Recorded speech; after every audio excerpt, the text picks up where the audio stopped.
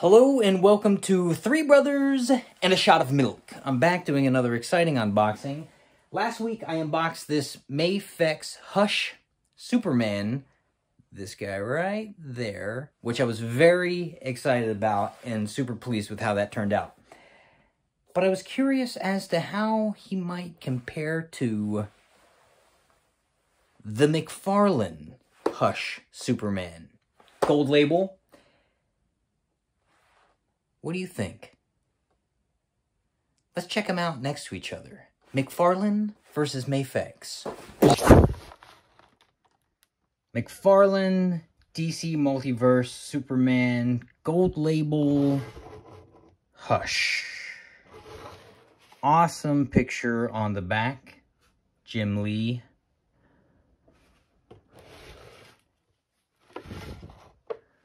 I mean, let's do this thing. I already cut it, so we should just be able to open. Comes with a stand and a card.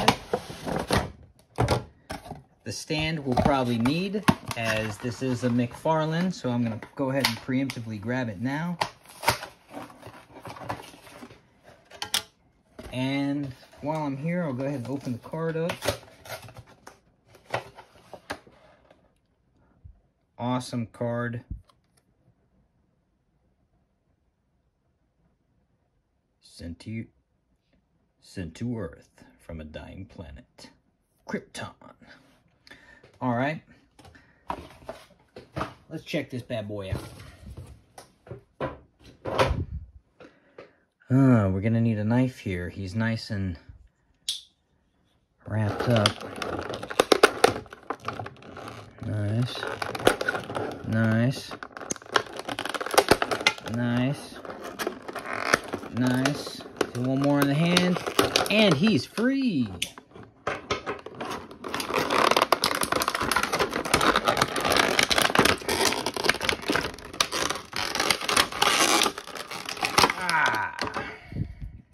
Alright. Well, not quite as extreme as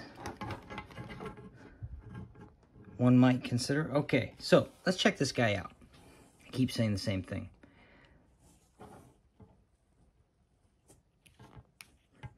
No room for confusion. This is one angry Superman. I noted in the Mafex unboxing how his hair was raised off his forehead. We got that here too. That real disheveled, crazy looking S-curl. Very nice detail. The blue on this guy is also really great. I mean, this is really... I like this blue. It's kind of that sky blue. The texture on his cape is very cool. S on the back is right. Good job, McFarlane. Love the cape detail. Boots are great. You got that classic insignia. He's got all the joint action you would expect in a McFarlane. Ooh, that top knee joint is stiff. Yo, this is a good looking Superman.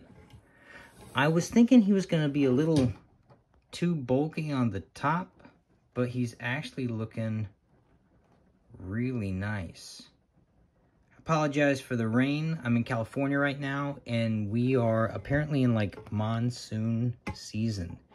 He kind of doesn't want to stand right now, so I'm going to go ahead and give him the stand to help him out.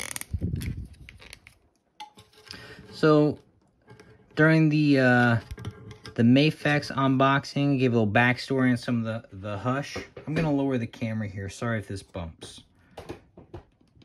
It's a little better. Okay, sorry about that. So Hush came out, I believe it was Batman 608.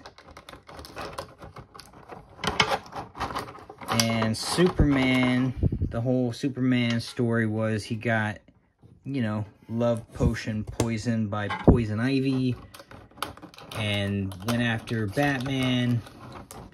And then Batman and Catwoman basically had to snap some sense back into the old Superman by putting Lois Lane in danger, and it ended up working and snapping him out of it. So the McFarlane version comes with some poison ivy, some ivy, right? Which I guess you can drape around his neck and get them all wrapped up in. Cool. That's a lot of stuff, which is cool. And he comes with an extra set of hands, which is cool. I'll stick with these guys for now. And it is actually a really good looking action figure. I know I shouldn't be surprised because McFarlane really is kind of killing the game in toys right now, but I am a little surprised by how much I like this. I wasn't thinking I was going to like it so much. What I'm not in love with is it only gets one head sculpt, and so you're really kind of locked into this angry version of Superman. So if you wanted someone who's a little less aggressive, you'd have to swap them out. You know, let's check this out. I just got this head sculpt.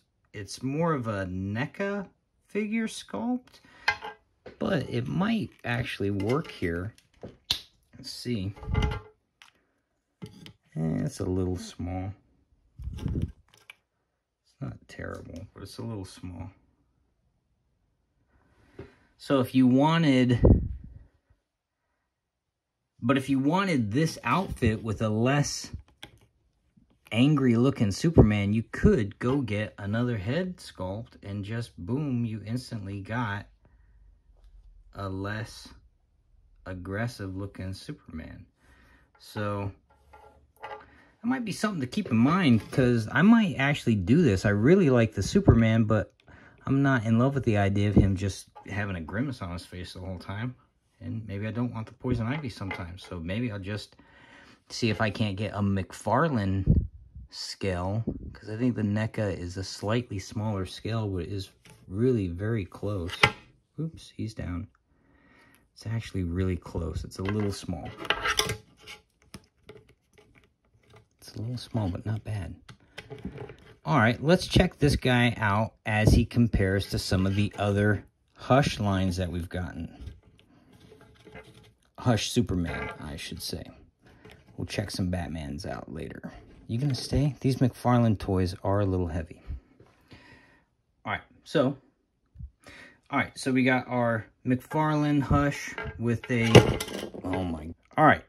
In true McFarlane fashion, the guy has trouble standing, but there you go. Now, he does have the alternate head that I got kind of customed, which I'm going to keep him with that for a minute while we talk about him. Here we have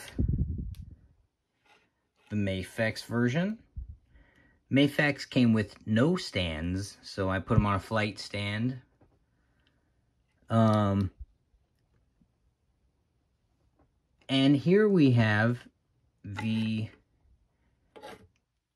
I'll put him back here, the 2007 DC Direct version, which is a pretty cool figure sculpt-wise, especially for when it came out, 2007. It's definitely one of the kind of cooler Supermen. You want to kind of stand up a little bit here for us, here? The McFarlane is a little brighter. That's why it looks like he could go really well with just being a really nice Superman sculpt. The other kind of Superman traditional looking suit he's got is a real metallic looking blue and S.